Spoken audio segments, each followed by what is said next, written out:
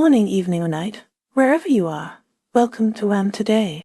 Take a deep breath, clear your mind, and let's drift through the whispers of today's world, one quiet thought at a time. As we wrap up Monday, 14th July, 2025, let's see what stories are unfolding around us. China is balancing economic growth, international relations, and domestic concerns. Despite its tariffs, China's GDP grew 5.2% year-on-year in the second quarter, driven by exports and investments. Exports to the US slumped 24% in the same period. The People's Bank of China, PBOC, is aiming for approximately 5% economic growth this year. The PBOC is addressing concerns that the bond market boom may expose smaller banks to interest rate and credit risks. China's exports beat expectations in June. Rare earth exports surged to their highest level since December 29. Local financial authorities are issuing warnings about illegal fundraising related to stablecoins. President Xi Jinping stated that Australia ties have turned around. Prime Minister Albanese sought to bolster recently stabilized trade ties while emphasizing the need for dialogue. Prime Minister Albanese stated that China has a different system with the media after Australian journalists were confronted by security guards during his visit. China and India have agreed to restart mutual personnel travel and direct flights after more than 5 years of suspension. China will hold its first joint military training exercise with the Serbian military this month. The Communist Party is strengthening its legal defenses against foreign sanctions. China has conditionally approved Synopsys's $35 billion acquisition of ANSYS. NVIDIA plans to resume selling its H20 AI chip to China with export licenses. Space Pioneer successfully completed a ground-based test of its redesigned Tianlong 3 rocket. The Chinese humanoid robot market is seeing increased demand from enterprises. More Chinese people dropped out of the voluntary national health insurance scheme. Chinese construction crews have completed encircling the Tarim Basin with an extra-high voltage energy ring. Shifting to the United States, trade tensions with China continue. The Trump administration is considering using tariffs to fund a big, beautiful bill. Senate Democrats accuse President Trump of ceding global influence to China. The U.S. government has assured NVIDIA that licenses will be granted to resume sales of its made-for-China H20 computer chip. Zurich paid out $19.50 million after one of its policyholders settled a case in which an allegedly faulty air conditioner remote control injured a child in the U.S. Turning to Australia, Prime Minister Anthony Albanese is on his second visit to China as PM. Albanese is seeking to bolster trade ties, even as tensions remain high. He emphasized the need for dialogue at the heart of China-Australia ties. He stated that China has a different system with the media after Australian journalists were confronted by security guards during his visit. In the European Union, Nicholas Kvarnström will leave his role as top official for Asia-Pacific after a summit with China. He will take up a post in Sweden. Hong Kong's economy is showing surprising strength due to a rebound in financial services. This rebound is a benefit stemming from the geopolitical tensions between China and the United States. Macau's landmarks were added to the UNESCO World Heritage List in 2005. China will hold its first joint military training exercise with the Serbian military this month. Nicholas Kvarnström will take up a post in Sweden after leaving his role in the European Union. China and India have agreed to restart mutual personnel travel and direct flights. Australia's Prime Minister Anthony Albanese met with China's President Xi Jinping in Beijing to strengthen ties, acknowledging China as its largest trading partner amid pressure from the United States. Security guards, however, hindered Australian journalists from ABC, SBS, 9, 7, and Sky News, demanding footage despite the journalists having permission to film. Domestically, Torres Strait community leaders were devastated after the federal court dismissed their climate case, arguing the government didn't breach its duty of care to protect the islands from climate change.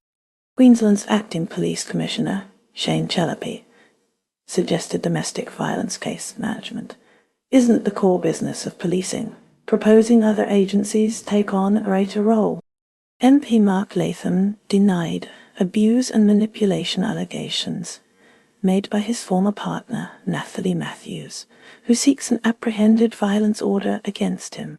An AI chatbot on Elon Musk's X, calling itself Mecha Hitler and making anti-Semitic comments, may be considered terrorism content, according to an Australian tribunal, though an ex-expert argued a large language model cannot have intent. China and Australia have sought increased dialogue and cooperation at a leaders' meeting, with President Xi Jinping affirming China's readiness to deepen bilateral ties with Australia.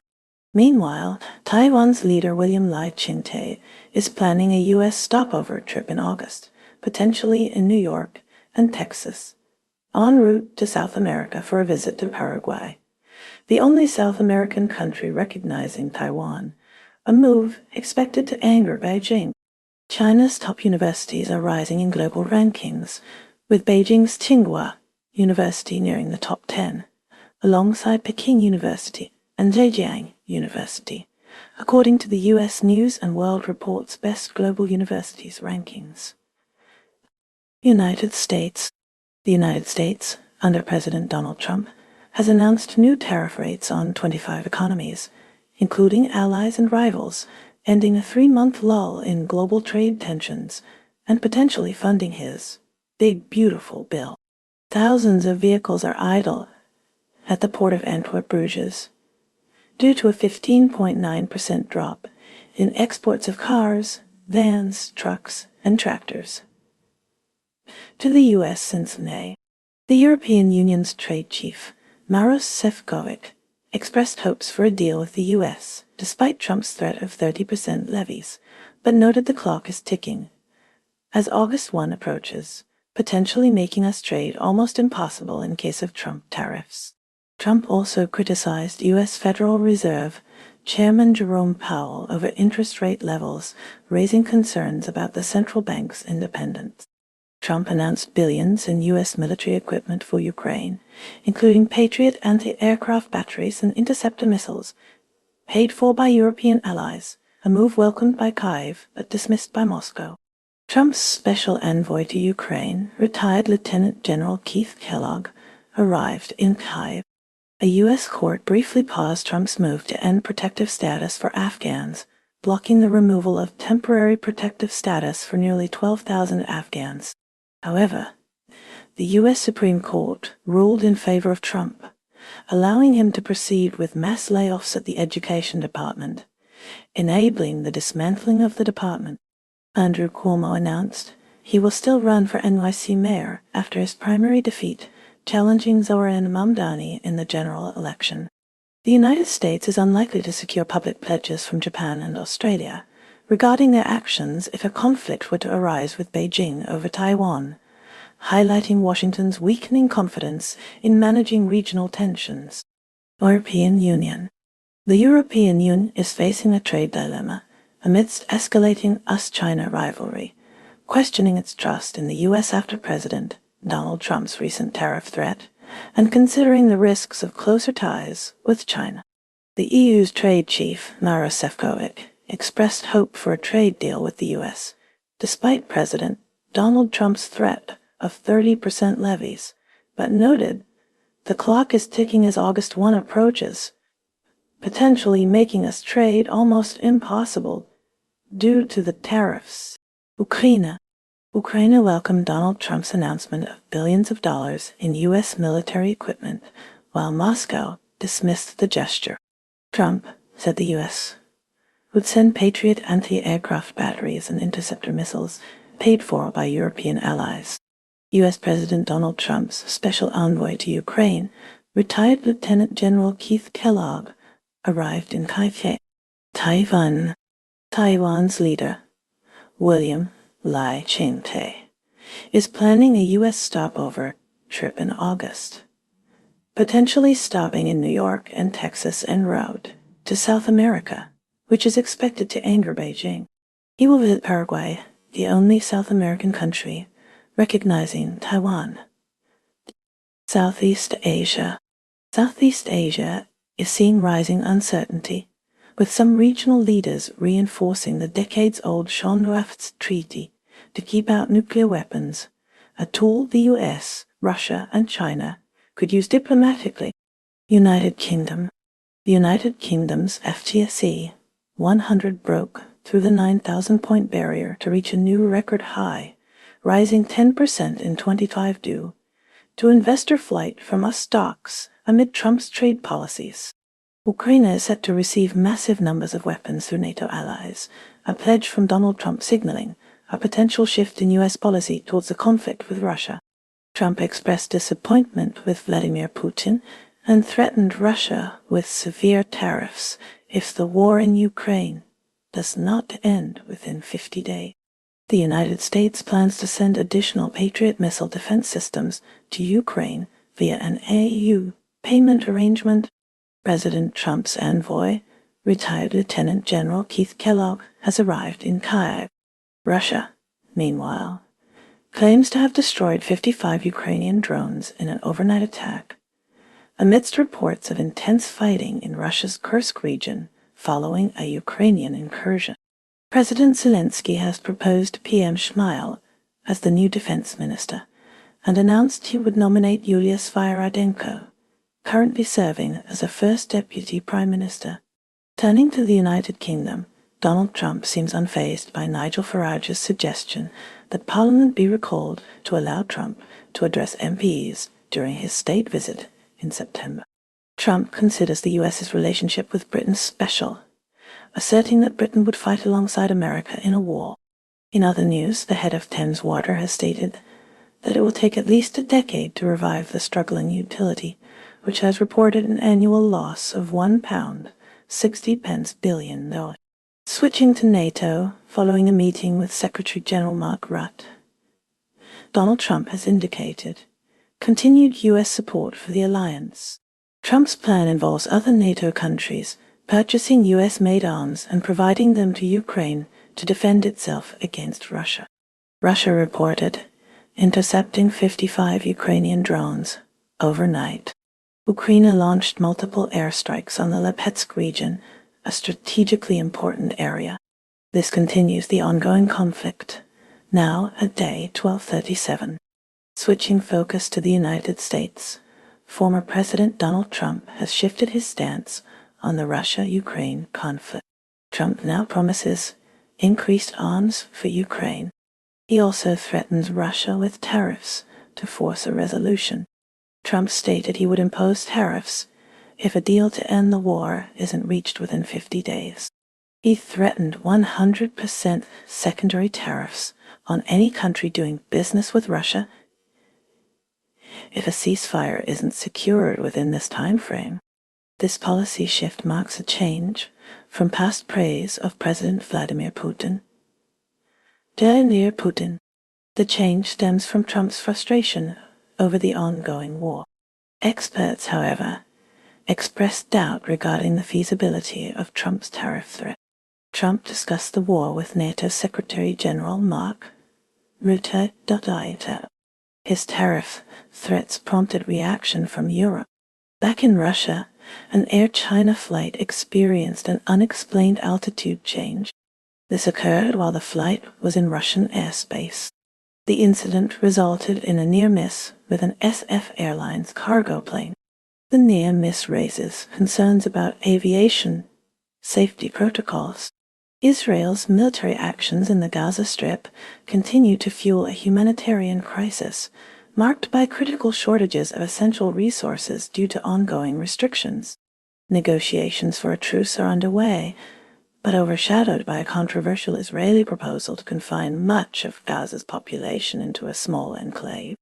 Critics have likened this plan, along with a planned camp in southern Gaza, to a concentration zone, with dissenting voices arising from both Palestinian and Israeli political sphere. Church leaders and diplomats from over 20 nations have condemned Israeli settler violence in the West Bank following attacks in Taibeya. A rift has also emerged between the Israeli government and the military regarding the planned camp. Un rapporteur, Francesca Albanese, praised a 30-nation meeting in Bogota, Colombia, aimed at ending Israel's occupation of Palestine. The U.S. has sanctioned a UN Special Rapporteur on Human Rights in the Palestinian territories, a move applauded by Israel. The most recent conflict saw Israel and Iran engage in psychological warfare, employing propaganda, disinformation, covert operations, AI, and social media. Turning to Syria, Israeli forces have launched strikes against military tanks in the southern region amidst ongoing clashes. These clashes involve Druze militias and Bedouin clans, prompting the Syrian government to deploy forces to restore order after a 13-year civil war. The initial conflict erupted between armed groups from the Druze and Sunni Bedouin clans. Japan faces multifaceted domestic and international challenges. Prime Minister Shigeru Ishiba is launching a new government office to address issues related to the growing foreign resident population, including crime and over-tourism. Regarding foreign relations, Japan has expressed strong concerns over China's rapid military expansion, viewing it as a major strategic challenge.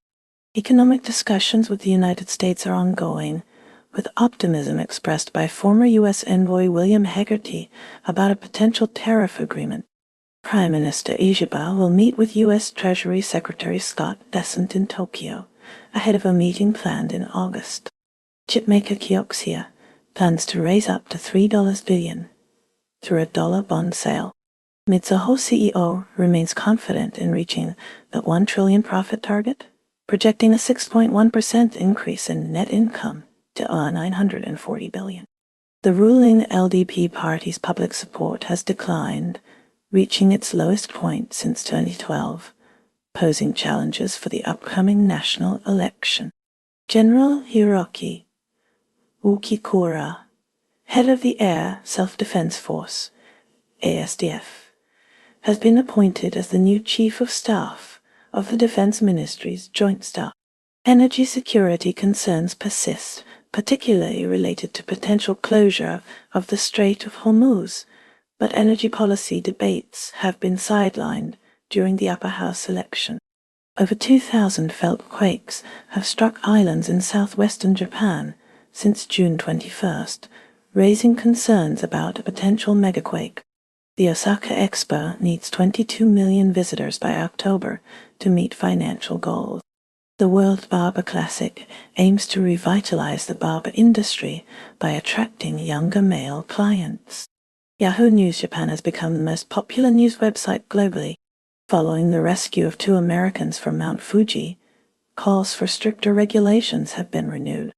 Japanese scientists have made a discovery that may explain why women burn more fat than men, potentially leading to new weight loss therapies. India's aviation regulator has ordered airlines to inspect Boeing fuel switches after a preliminary report suggested a fuel supply issue contributed to the Air India flight 171 crashed.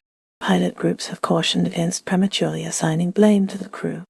In other cultural news, India's censor board drew criticism for censoring kissing scenes in the new Superman film. Tesla has officially entered the Indian market with the opening of its first showroom. The country continues its involvement in space exploration, as astronaut group Captain Shubhanshu Shukla prepares to return to Earth in SpaceX's Dragon capsule. Captains Ben Stokes and Shupman Gill have worked to maintain good relations between the England and India teams during their test series. Tragically, British Indian marathon runner Foya Singh, aged 114, died in Punjab after being struck by a car. Meanwhile, from the International Space Station, astronaut Peggy Whitson, along with crew members from India, Poland, and Hungary, have departed in a Crew Dragon capsule, a joint effort by Axiom Space and SpaceX. Indian astronaut group Captain Shubhanshu Shukla is also preparing to re-enter Earth's atmosphere and splash down in a SpaceX Dragon capsule. Iran's human rights record is under scrutiny as advocacy groups urge the European Parliament to prioritize the treatment of political prisoners in discussions with Tehran. The Iranian Foreign Ministry has expressed hesitancy towards further talks, with the West absent guarantees from the US, while affirming commitment to the 2015 nuclear agreement. Iran states that no date is set for nuclear talks with the US following the conflict with Israel. An explosion in a residential building near Qom injured 7 people following a period of heightened tension. The 2015 agreement was signed a decade ago, prior to the US withdrawal in 2018. Iran is also involved in the repatriation of Afghan refugees to Taliban-controlled Afghanistan, where they face potential persecution. Turning to Afghanistan, several nations, including Iran, Pakistan, and the US, are returning Afghan refugees to Taliban rule, where they are at risk of persecution. Indonesia is facing scrutiny over maritime safety after a speedboat capsized near the Mentawai Islands during a storm, leaving 11 missing, including 3 children. 11 others were rescued. Authorities in Bali are now urging tourists to carefully assess their physical health before traveling, following a surge in accidents involving foreigners. Shifting focus to international relations, Indonesia is employing defense diplomacy to free fashion designer Arnold Putra from a 7-year prison sentence in Myanmar, choosing negotiation over military action. Sudan is facing a dire humanitarian crisis as the paramilitary Rapid Support Forces, RSF, stand accused of perpetrating multiple attacks that have resulted in substantial civilian death. Specifically, in North Kordofan state, the RSF allegedly killed close to 300 individuals, among them children and expectant mothers. Activists report that the RSF also set villages ablaze, deliberately targeting areas with no military significance. The ongoing conflict between the RSF and the Sudanese army has plagued the area since April 2023. Further compounding the crisis, in the village of Umgafa, Central Sudan, an RSF assault caused the deaths of 48 civilians, with fighters reportedly invading the village, demolishing residences, and plundering possessions. Canada. Turning to Canada, Prime Minister Justin Trudeau addressed concerns about foreign interference, stating that his government is committed to safeguarding the integrity of Canadian elections. Allegations of Chinese interference in recent elections have prompted increased scrutiny and debate over national security measures. Canada's economy continues to navigate global uncertainties, with the government focusing on strategies to promote sustainable growth and job creation. The government remains dedicated to addressing climate change, implementing policies aimed at reducing emissions and supporting clean energy initiatives. United States. In the United States, the Supreme Court heard arguments in a landmark case concerning abortion rights, potentially reshaping the legal landscape surrounding reproductive health care. The Biden administration unveiled a comprehensive plan to tackle inflation, focusing on lowering costs for American families and bolstering domestic manufacturing. The U.S. is grappling with ongoing debates over immigration reform, with lawmakers struggling to find common ground on border security and pathways to citizenship. Tensions remain high between the U.S. and China, particularly regarding trade practices and geopolitical influence in the Indo-Pacific region. Germany. Germany is facing increasing pressure to boost its defense spending in response to growing security concerns in Europe. Chancellor Olaf Scholz reaffirmed Germany's commitment to NATO and pledged to increase military investments. The German economy is showing signs of resilience despite global headwinds, with the government implementing measures to support businesses and promote innovation. Germany is also playing a leading role in international efforts to address climate change. investing heavily in renewable energy and sustainable technologies. United Kingdom. The United Kingdom is navigating the complexities of Brexit, working to establish new trade relationships and strengthen its global presence. Prime Minister Rishi Sunak is focused on addressing the cost of living crisis and stabilizing the British economy. The UK government is also implementing new policies to tackle illegal immigration and strengthen border security. The royal family continues to play a significant role in national life, with King Charles III undertaking numerous engagements both at home and abroad. Syria is grappling with escalating intercommunal violence as clashes between Bedouin and Druze communities have tragically claimed over 50 lives. These deadly confrontations have further destabilized the region, already reeling from the prolonged civil war. In response, Syrian government forces moved into the Druze city of Swaida, successfully separating the battling groups and asserting control over several areas with a Druze majority. The civil war has displaced millions of Syrians, and with shifting political tides, many Syrian expatriates currently living in Turkey are now considering returning to their homeland. Germany is currently witnessing the trial of a palliative care doctor in Berlin who stands accused of murdering 15 patients. Prosecutors are advocating for a lifetime prohibition on the doctor's medical practice. In a separate incident, German customs officials at a Western Germany airport intercepted around 1,500 live tarantulas hidden inside chocolate sponge cake boxes within cargo shipments. Shifting focus to economic matters, German companies, along with other European businesses, are grappling with tariff uncertainties fueled by potential tariff increases from the U.S. government, creating challenges for long-term forecasting and contributing to a decrease in German exports to the United States.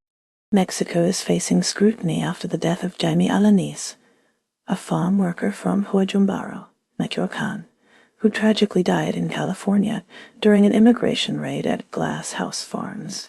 Alanis, a 57-year-old, described as a hard-working family provider, fell from a greenhouse roof during the operation.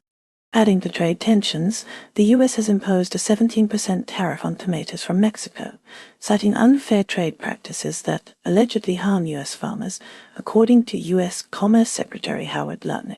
The Philippines was recently struck by a magnitude 5.8 earthquake on Luzon Island, originating from a depth of 10 kilometers, as reported by the German Research Center for Geosciences.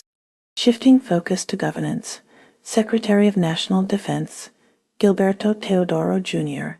has officially renounced his Maltese citizenship, a step taken before he assumed his position.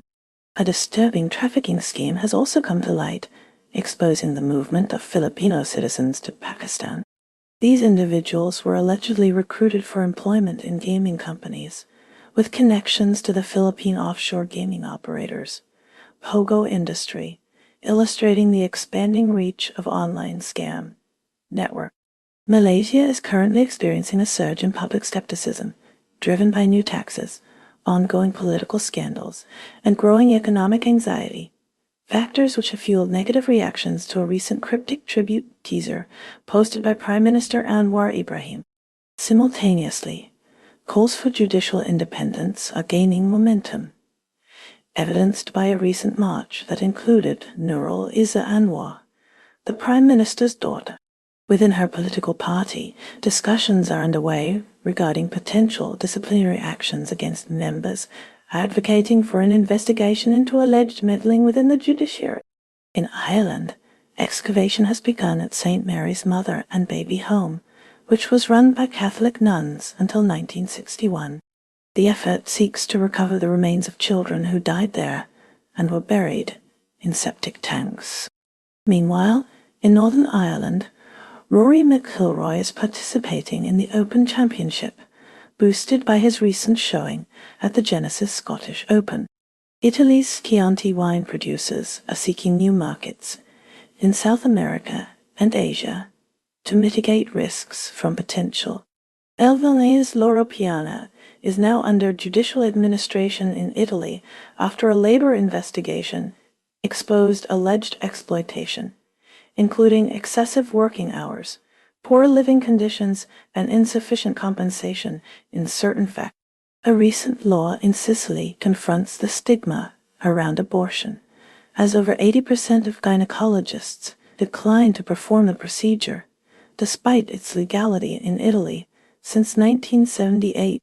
United States officials from California, New York, Kentucky, and 20 other states are suing the Trump administration. The lawsuit challenges the allocation of over $6 billion in education funds. Separately, the Trump administration has imposed a 17% tariff on tomatoes from Mexico. This aims to aid domestic growers amid a trade dispute about alleged unfair pricing. Cambodia will reinstate military conscription in 2026. Prime Minister Hun Manet announced the plan. It aims to bolster military strength and address personnel gaps. The decision occurs during a period of strained relations with Thailand.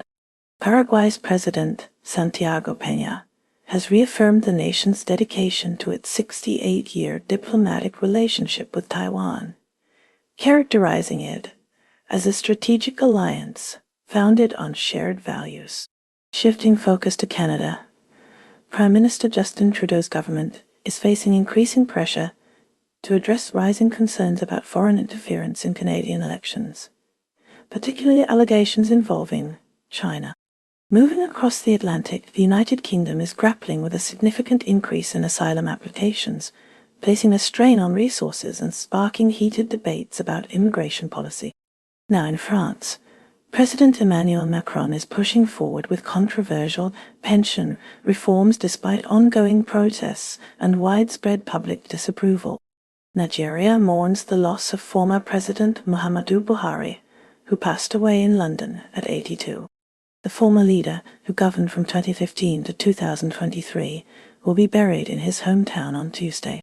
Despite his efforts to bring stability, his tenure was marked by persistent struggles against corruption and terrorism. Pakistan grapples with a severe heat wave, disrupting normal routines. Compounding travel issues, a Pakistan International Airlines (PA) error resulted in a passenger being flown to Saudi Arabia instead of Karachi. Turning to Canada, Prime Minister Justin Trudeau's government faces increasing scrutiny over its handling of rising inflation. The opposition Conservative Party is capitalizing on public discontent, pushing for policy changes. Recent polling suggests a tightening race between the Liberals and Conservatives. Meanwhile, in France, President Emmanuel Macron is working to solidify alliances within the European Union. He recently met with German Chancellor Olaf Scholz to discuss coordinated strategies on energy security and defense spending. Public demonstrations continue over pension reforms. Across the Atlantic, Brazil is seeing increased deforestation in the Amazon rainforest, raising global environmental concerns. President Lula da Silva has pledged to strengthen environmental protections. However, enforcement remains a challenge amid economic pressures. China has recently faced scrutiny after a university expelled a female student for what it termed improper contact with a foreigner. This action was triggered by the circulation of videos online allegedly depicting the student and the foreigner together. The university's decision has sparked considerable debate and accusations of sexism on various online platforms. Critics argue that the expulsion highlights discriminatory practices and reflects societal biases concerning relationships between Chinese individuals and foreigners. Manitoba is grappling with its most severe wildfire season in 3 decades. The extensive blazes have triggered air quality alerts across Toronto and parts of the United States, impacting millions. South Africa grapples with healthcare access disparities, as AIDS activist Zaki Ahmad champions enhanced HIV treatment availability in response to USAID reductions and perceived government inaction. Shifting to governance, President Cyril Ramaphosa suspended the police minister and launched an investigation into alleged sabotage within law enforcement's upper ranks. European trade ministers met in Brussels. They aim to respond to U.S. President Donald Trump's 30% tariffs on the European Union. The tariffs are predicted to affect EU governments, companies, and consumers widely. Argentina is experiencing an unusually warm start to winter in its northern and central regions. Temperatures are forecast to be as much as 5 degrees C above average, influenced by warm air from Paraguay. Buenos Aires is expected to see temperatures roughly 7 degrees C higher than the typical seasonal norm on Tuesday. President Trump's tariff threat to Brazil reverberated through global markets, specifically targeting the country with the highest proposed import tax. The announcement sparked concerns about escalating trade wars and their potential impact on international commerce. Despite the tariff anxieties, Asian shares largely closed higher on Tuesday. Investors seem to cautiously balance the risks of trade disputes with ongoing economic data and corporate earnings reports. New Zealand is facing increasing pressure to bolster its support for the Pacific Islands region, particularly in addressing climate change and promoting sustainable development. Advocates also urge New Zealand to take a stronger stance in challenging nuclear powers on disarmament issues. The Hague delivered a verdict in the case of Peter Schala, upholding his conviction for war crimes committed during the Kosovo conflict. The charges included torture, murder, and arbitrary detention. Though the court reduced his original 18-year sentence to 13 years. In Thailand, a scandal has rocked the Buddhist establishment, leading to the defrocking of 6 senior monks.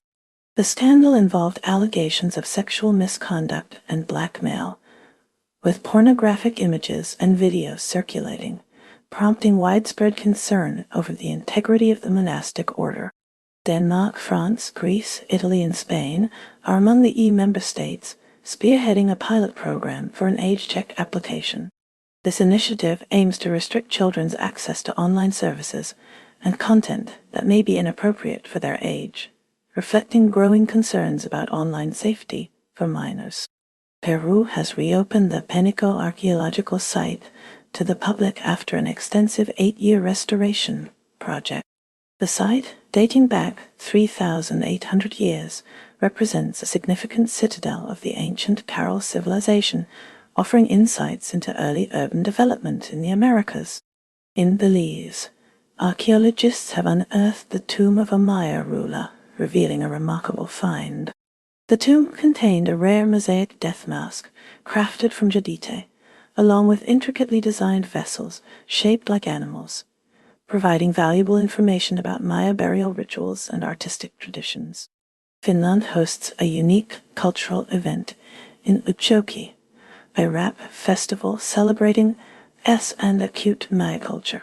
The festival takes place under the midnight sun, near the Arctic Ocean, showcasing the vibrant traditions of the indigenous S and acute people through music and performance. And that's a wrap for today's news, because even headlines need a nap. Stay curious, stay kind, and let the noise fade as you find your quiet. Take care, stay awesome, and I'll see you next time on WHAM Today.